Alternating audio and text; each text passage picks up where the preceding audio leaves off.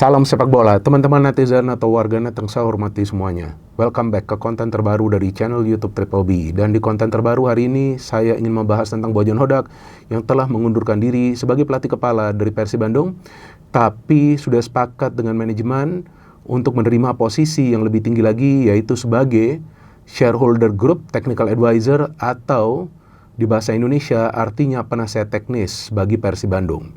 Dan juga tentunya saya ingin membahas tentang Igor Tolić yang sebelumnya adalah asisten dari Bojan Hodak dan juga sudah sepakat dengan manajemen untuk menggantikan Bojan Hodak sebagai pelatih kepala dari Persib Bandung untuk musim 2026-2027 yang rencananya akan dimulai pada bulan Agustus nanti.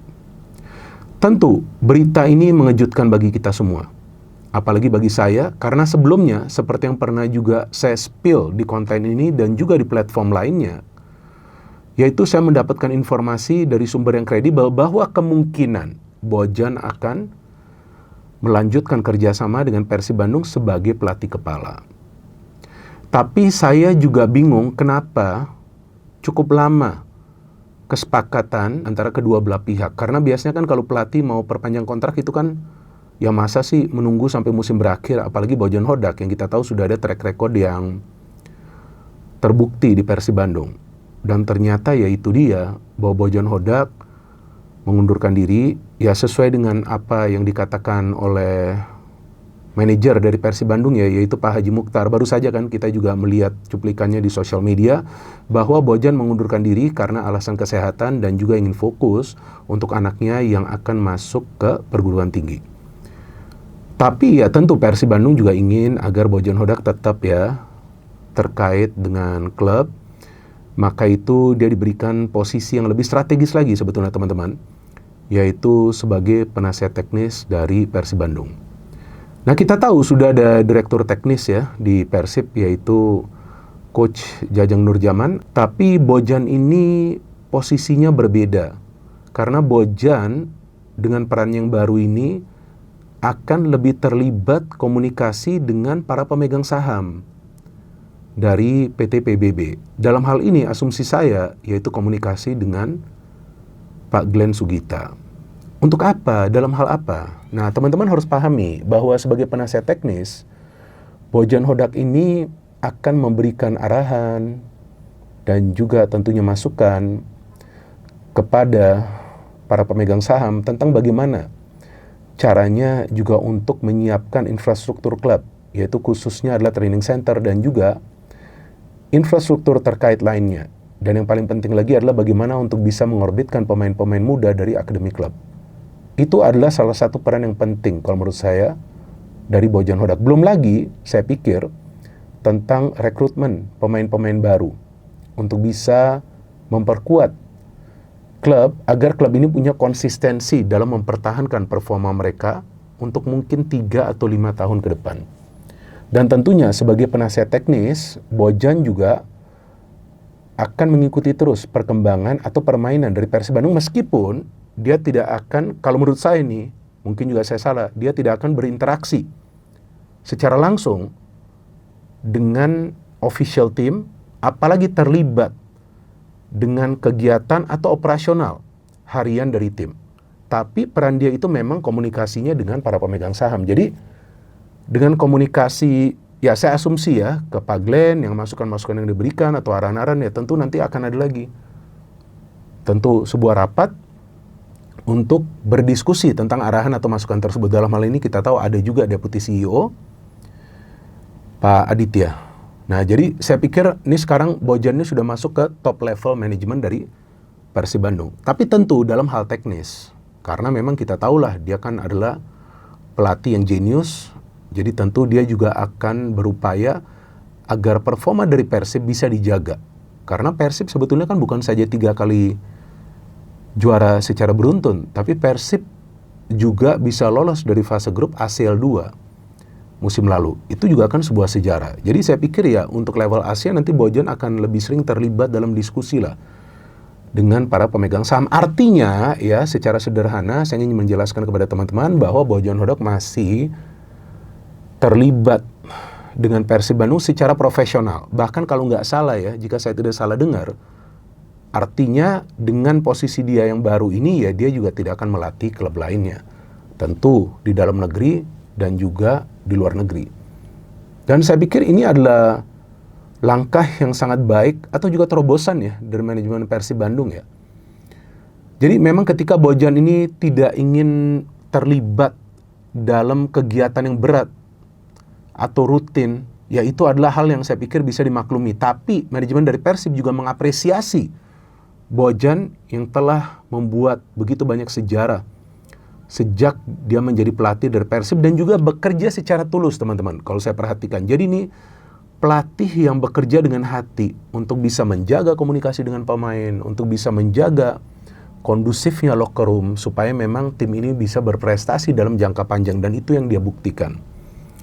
Nah, tentu ini mungkin agak membingungkan bagi teman-teman yang merupakan fans dari Persib. Loh, kenapa menjadi penasihat teknis? Saya pikir ini juga tidak ada salahnya, dan juga kalian yang merupakan supporter dari Persib harusnya percaya kepada manajemen, karena sebelumnya juga ketika di awal musim lalu ketika ada perubahan yang signifikan di materi pemain dari Persib, kan tentu teman-teman juga bingung pada saat itu kenapa begini banyak perubahan.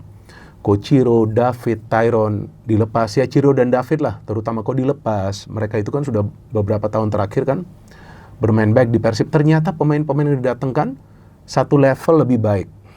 Ya bukan artinya Ciro, David, dan Tyron itu gak bagus, enggak, sangat bagus. Tapi ketika fokusnya sudah ke Asia, ya maka diperlukan pemain-pemain yang levelnya lebih tinggi lagi. Ternyata visi dari manajemen itu bukan untuk 1-2 tahun, tapi untuk 5 tahun ke depan. Dan berhasil ternyata.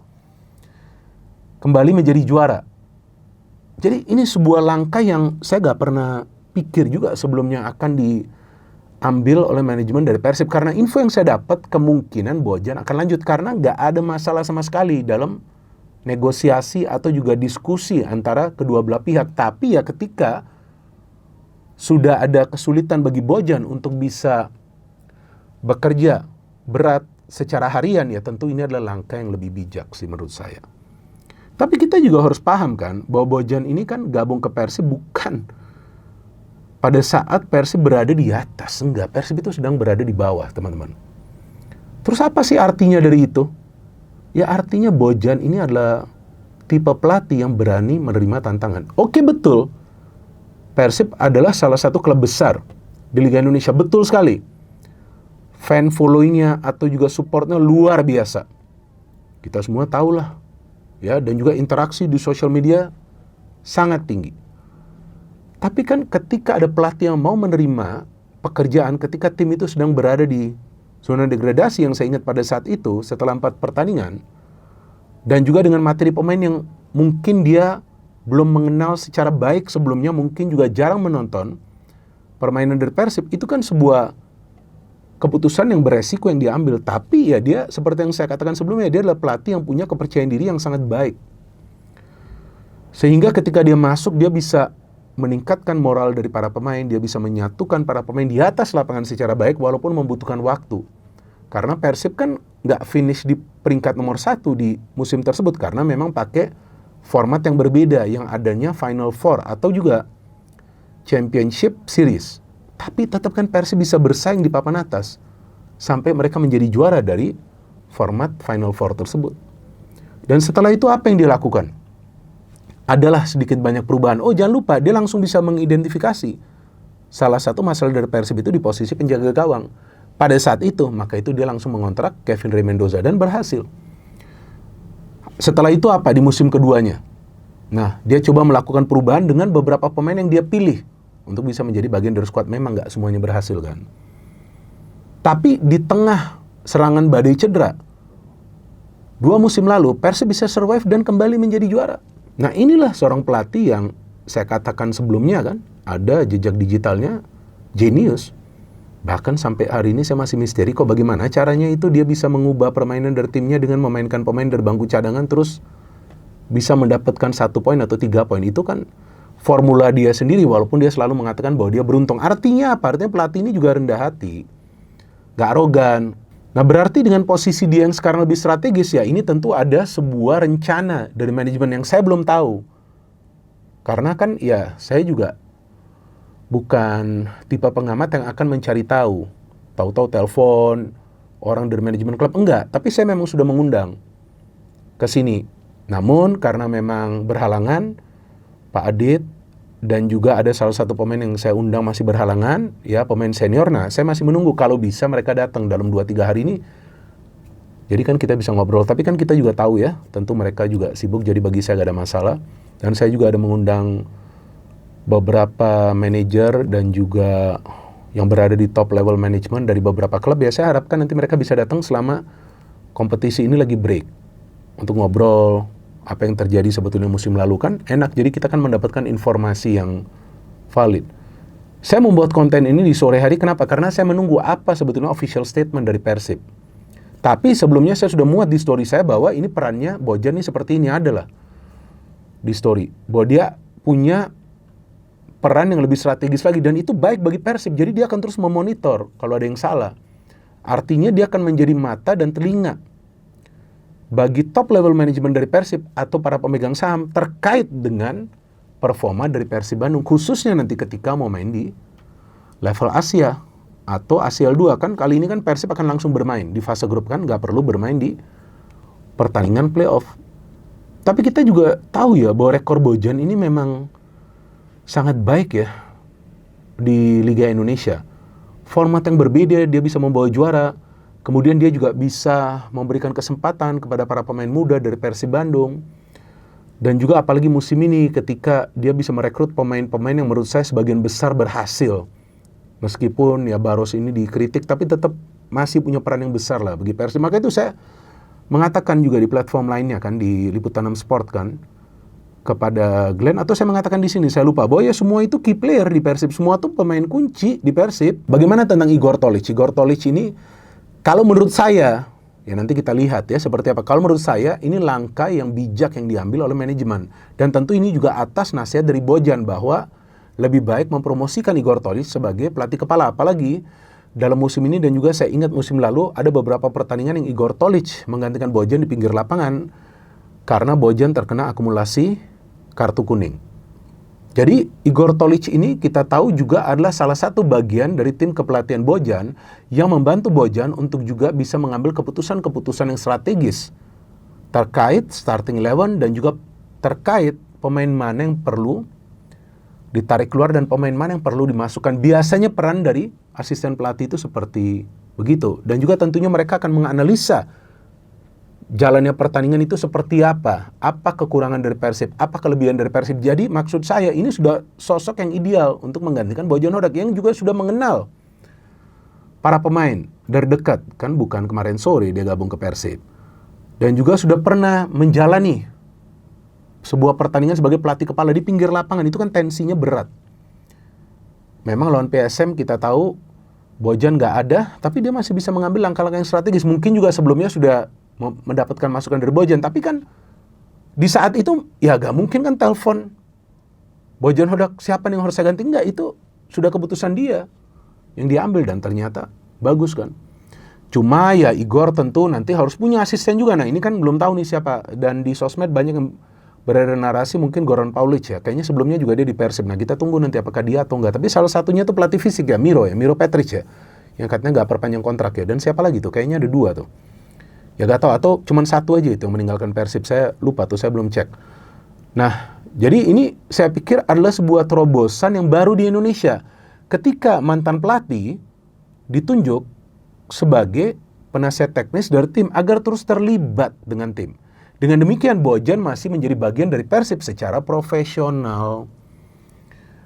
Jadi juga saya harapkan para fans dari Persib sekarang juga sudah mengetahui lah apa sebetulnya yang terjadi, dan juga tidak bingung, apalagi juga mungkin penasaran dengan berpikir negatif. Wah, kenapa nih Bojan keluar, mungkin nggak cocok dengan manajemen, mungkin nggak cocok gajinya. Ya enggak, sekarang sudah clear bahwa memang karena alasan kesehatan dan juga tentunya untuk mengurus anaknya akan masuk ke perguruan tinggi, tapi dia menerima posisi yang lebih tinggi lagi dengan workload atau beban kerja yang lebih ringan lagi. Jadi ya, kita tunggu nanti teman-teman siapa saja pemain baru yang akan dikontrak oleh Persib Bandung, dan siapa saja pemain dari Persib yang menjadi bagian dari sejarah tripit yang akan meninggalkan Persib. Saya pikir dalam 1 pekan ke depan kita akan mendapatkan informasinya. Tapi untuk sekarang, ya saya pikir Bojan Hodak juga akan kita tunggu nanti perannya sebagai shareholder group, technical advisor. Ini sebuah posisi yang strategis tentunya bagi Bojan Hodak, dan saya yakin bahwa dia punya kemampuan untuk menjalankan peran ini dengan baik dan tentunya memberi kontribusi yang positif bagi Persib Bandung. Dan seperti yang selalu saya katakan, dan saya katakan juga sebelumnya di platformnya Liputan 6 Sport kepada Glenn, bahwa di belakang tim yang kuat itu selalu ada manajemen yang kuat. Dan manajemen tersebut untuk Persib Bandung adalah PT PBB. Paling tidak finansial kuat, para pemain sejahtera, dan dengan demikian akan tercipta orang yang positif supaya tim tersebut bisa juara. Itu yang sangat penting. Jadi kalau mau juara, ya coba manajemennya ini harus rapi dulu. Kalau manajemennya gak rapi, ya gimana timnya mau sehat? Oke, sampai di sini saja saya bisa berikan penjelasan saya. Dan nanti kita akan ketemu di sesi podcast lain yang saya masih menunggu. Akankah datang atau tidak nih dari Bandung? Saya harapkan datang nanti dalam 2 hari ke depan. No hate, no politics, only football. Salam sepak bola.